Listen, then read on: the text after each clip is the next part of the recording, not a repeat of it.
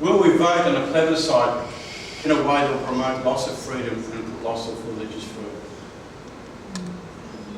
Our biggest task in 2016 is to awaken the church to these truths.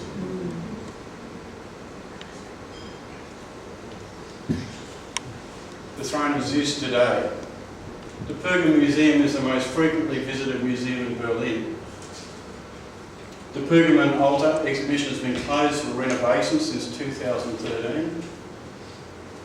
The Pergamon altar of Zeus, the throne of Satan, is scheduled to reopen in Berlin in 2019.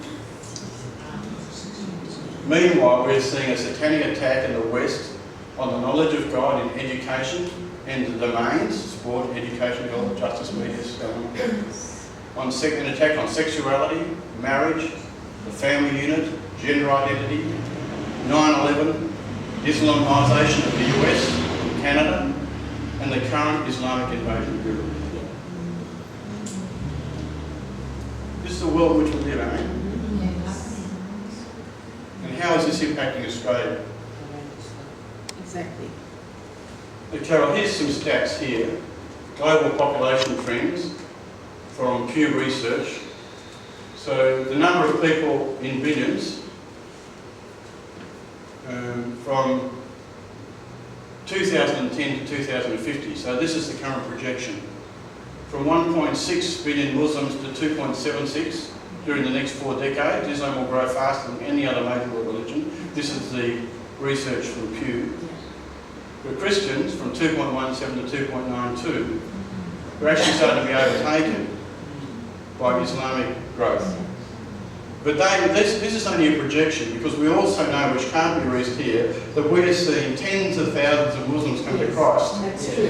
Yes, And so, whilst this is research, there's another story that's not in the research. But if we look at the percent of global population, by 2050, Christians and Muslims will make up nearly equal shares of the world's population, from 23.29.7, and this is Pew's research for Christians, from 31.4% of the population to 31.4%. Pretty even. But look at this. In the Christian world, we're doing abortion, liberalism and homosexuality. We're stopping the growth. We are.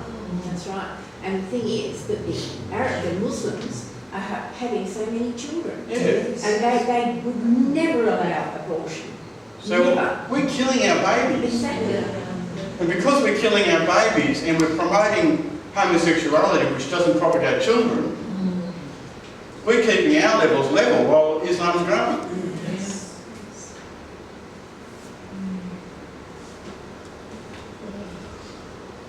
As I mentioned this before, on the 2nd of October this month, the 41st US school shooting this year, Christian children targeted. If you're a Christian, put up your hand and you're going to go visit God now. Bam. In the US. But when you've got a presidency and a governance which is not under the government of God, it's in rebellion, these are the kind of outcomes you get.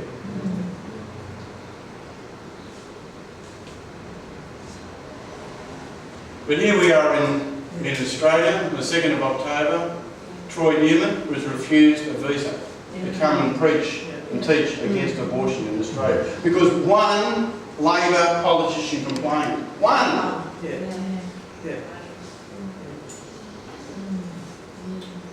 And he was misquoted and given a bad name by manipulation of some facts out of a book he wrote, which wasn't even quoted correctly. I'm talking about the loss of freedom of speech here. I'm talking about loss of religious freedom. I'm talking about refusal for anyone to stand up and say abortion's wrong.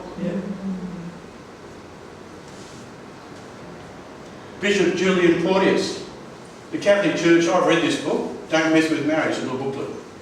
Beautiful booklet, it's not abusive, it's not anti-homosexual in its content, saying, just speaking out the biblical principles of marriage and so on, that the Catholic Church distributed. Bishop Porteous distributed this booklet to all of the Catholic schools, and the gay sex Gay lobby in Hobart have now reported him to the Human Rights Commission, and he's up under investigation because he taught biblical values of marriage to children in Catholic schools in Tasmania.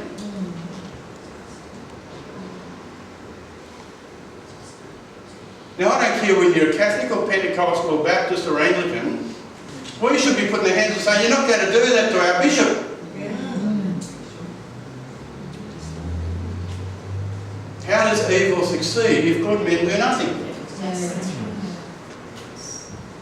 Now, I'm amongst about, in fact, I'm going to a meeting on Tuesday in Sydney from here, but 15 of the leaders, the most prominent leaders in Australia, are fighting this battle. But we get rocks thrown at us. Don't we expect the rocks to come from the homosexual lobby, but we get rocks thrown at us by Christians. Yeah. So-called Christians. Yes, sir, exactly. And there's Obama, the so-called Christian, who's leading the world campaign for the homosexual lobby.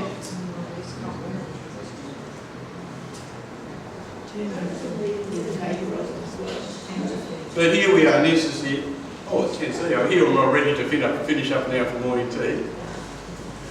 But here's the good news. Australia is not subject to the throne of Zeus. We're not entangled with it. Australia is not under any European or US entanglement with the throne of Satan. Our longitude is in Asia, where we are positioned to be part of Asian revival, reformation and mission to take the gospel back to Jerusalem. That's who we are, that's where we are. We're not subject to the throne of Zeus in Berlin, and we're not subject to the throne of Zeus in Denver. It's not our story.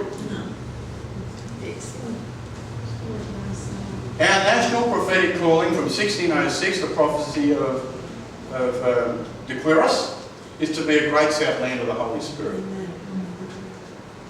Australia has always been pro-Israel. We're called to be a sheep nation, Matthew 25:32. When Jesus comes back, he's going to judge the nations, and you're going to be sheep or goats. And the sheep nations are those who are pro-Israel and pro the gospel, not pro-Babylon and not pro those who want to destroy Israel. Australia's sheep nation calling. In World War I, the light horse of Bathsheba, it was the Aussies and New Zealanders who went through and took Bathsheba and brought forth the liberation of Israel from the Germans and from the Turks. World War II, it was our diggers at Tobruk who stopped Rommel. If Rommel had got through, it would have been the Holocaust in the whole of Israel. It was Aussies and New Zealanders and the Brits who stopped him. In the Gulf War, the first Gulf War was the Aussies. Our Aussies, SAS, who disarmed the Scud missiles that were aimed at Israel. Now, here's pretty current. On the 9th of October 2012, Gillard was at the peak of her popularity when she made the misogynist speech. You remember? Yeah. The peak of her popularity. That was the 9th of October 2012. A month later, on the 26th of November, Gillard was undermined by Bob Carr and the Labor bench, who told her that if she voted pro-Israel in the United Nations, they'd sack her. And she didn't vote, but she abstained. But they didn't vote pro. It was the first time in our history that Australia did not vote pro-Israel in the United Nations under Gillard, because they told Bob Carr, told her, if you do that, we will sack you. So she caved in and we abstained. 7 months later, she was sacked as Prime Minister.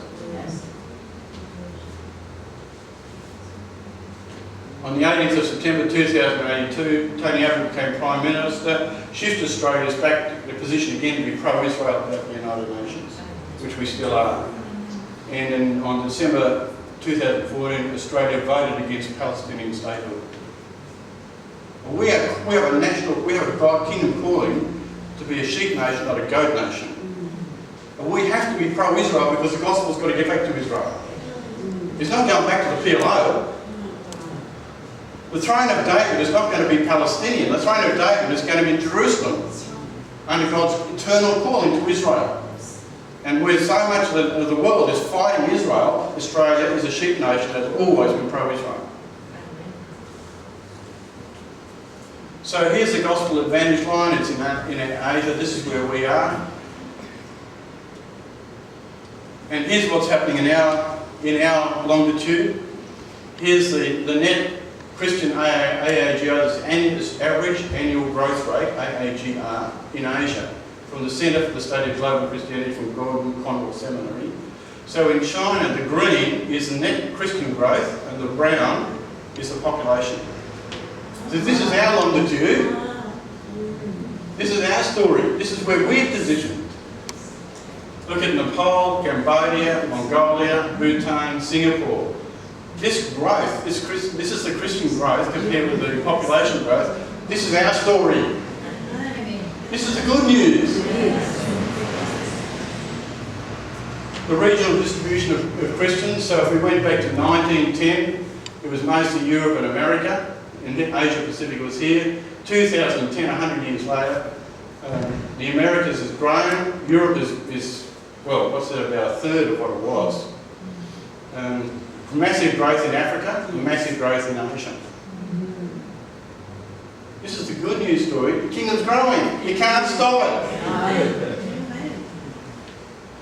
So I'm going to finish up with a couple of slides here. Last month I went up to the homecoming gathering in Singapore. Has anybody heard of the homecoming? 2010 was the first time the underground church of China had a conference. It was in Hong Kong.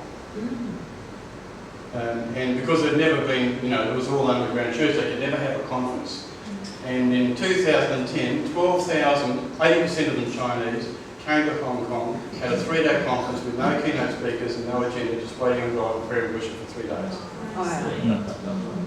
That has then moved to Japan, to South Korea, to Kuala Lumpur, and to the Philippines. It was in Singapore last month and it's in Munich next month. No, next week it's in Munich. I picked up just a couple of photos I took there. This was a Japanese delegation. Oh, I must say that there was 5 underground movements in the underground church in China, 5 streams in the underground church in China. At that meeting in Hong Kong, the leaders came together for the first time. And they said, if you go to prison, I'm going to prison with you.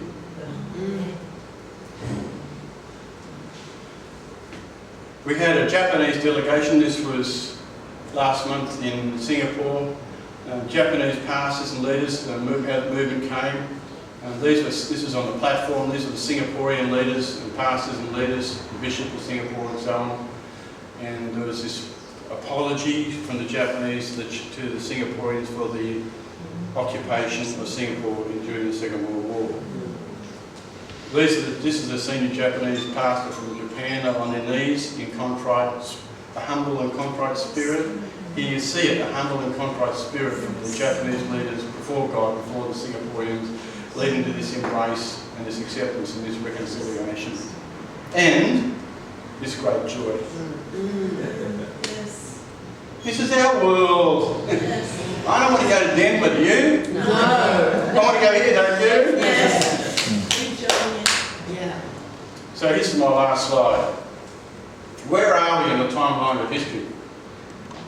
Daniel 7, 21, 22. As I watched, this horn was waging war against the saints and defeating them until the Ancient of Days came and pronounced judgment in favour of the saints of the Most High, and the time came when they possessed the kingdom.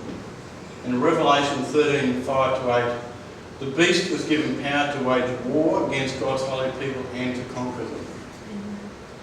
Ladies and gentlemen, young people, I believe the signs of the times.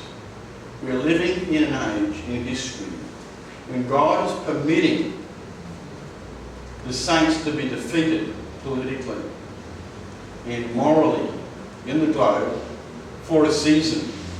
In Revelation 17 it says for 1 hour, which means in the whole history of the world, it's for 1 hour, it's a short time. We're living in a time when we're seeing in our papers and in our television the failure of the church in the West. We are being defeated right now. But it's only for a season until the Ancient of Days pronounces judgment in our favour of the Most High. And the time will come when we will possess the kingdom. So we are called to be the saints of God getting ready for the return of Jesus Christ. Like we're Churchillian in spirit. 1941, no one believed he could beat Hitler. Churchill put his V fingers up, said, no, we're going to do it. Even the US ambassador, Joseph Kennedy's father, Joe Kennedy, in London, believed Hitler would defeat the English. But we won under God. And we're going to win again.